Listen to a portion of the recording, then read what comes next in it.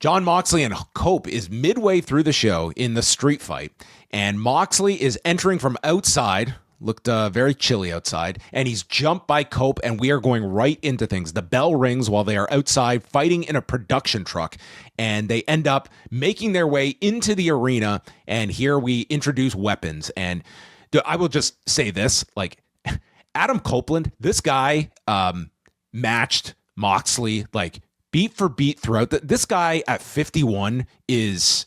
like, it's remarkable. Like, this guy works super hard. And, like, you watch this, he does not feel out of place with any of these younger guys that he is placed with, to a degree. This guy ain't Darby Allin, like, jumping all over the place. But, man, did this guy, I think, just work super hard in this match. I think I might be at the point now where I can actually say I think I enjoy present-day Adam Copeland more than I did during his initial run.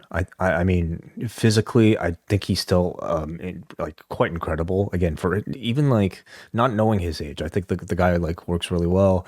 He's also just a much better promo and just like a much better character overall. Seems to just have a lot more control over like what he's trying to evoke out of an audience. So I feel like he's much more of a complete wrestler now than maybe he even was back then. And it becomes very obvious, especially by this point where, you know, we might see some people come into AEW and it's the novelty of being somewhere new. And, you know, it's now been around 18 months since he's come in. And, you know, this guy's heart and head are totally into this. Like, it's very evident that, like, he is... this isn't him just coming in and doing the bare minimum to get by. He's like a John Moxley. It is. And I would almost guarantee that these two, I'm sure, had a bit of a chip on their shoulder from the reaction to the pay-per-view. It certainly, to me, was evidenced in this. So we get the weapons involved. Moxley is using a kendo stick to choke Cope. They go onto the desk. Moxley bites the nose and hits a paradigm shift. And then Cope sidesteps as Moxley ends up going into the steps. We get tables brought out, more chairs, and Cope just blasts a chair into the face of Moxley. And we see Prince Nana watching backstage. No swerve on the show, but he will get the winner of this. And then Cope pulls out Spike. And there is Spike, who would have the big role in this match. But as he gets into the ring, he is caught in a cutter by Moxley. Table is set up in the corner. Moxley turns and is hit in the gut by Spike. Then he is hit in the back. And then in what I can only imagine is going to be the spot that is replayed over and over in whatever Moxley retrospectives you want to put, he takes a snap suplex onto Spike. And I'm watching this. I'm like, oh man, that is quite the bump to take on all of those spikes.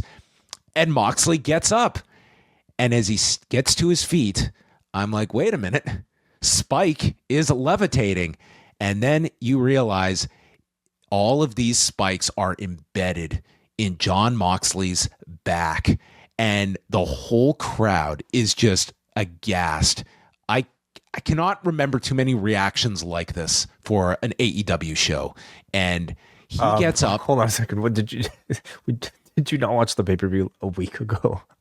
I mean, there is a reaction to spectacular moves, even like the hypodermic needle. This was a level of horror that these 2,000 people very much. Did you not watch Ospreay versus Fletcher? There was. I wasn't in horror watching that. Like, I wasn't. Mariah May versus like Tony Storm. I mean, I feel like this is like in line with. Taz was not saying he was going to vomit for any of those, for Spanish flies off the cages, or even how bloody May and Storm got. This.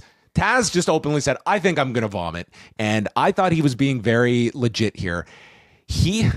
Moxley gets up, and dude, it's not like just a shake this off. These spikes are right in, and they have.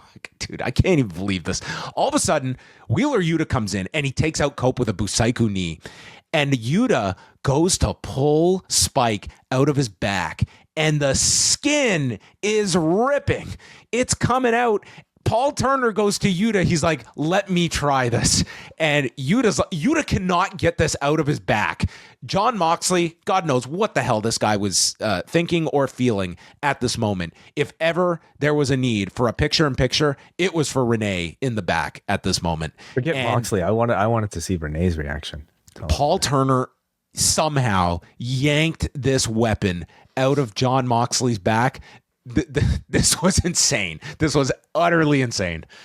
It was wild. And like all of those sort of prior instances that you mentioned, those were all on pay-per-view. None of those instances were on TV. So I would say, like, for me, that's probably what stood out the most, the fact that we were seeing these sort of visuals on broadcast cable television. So again, the type of clearances that AEW happens to have that I've never seen the level of for professional wrestling on TV is something very different. And it's part of like what makes AEW different from WWE. You are never, ever, ever going to see something approximating this in a WWE setting. No. Mm-hmm. So, I mean, this was wild. Yeah. If you like this video, consider joining our Patreon, the Post Wrestling Cafe. Multiple bonus podcasts every week, ad-free shows, and access to our full archive. Otherwise, a like and subscribe is much appreciated. Thank you for watching.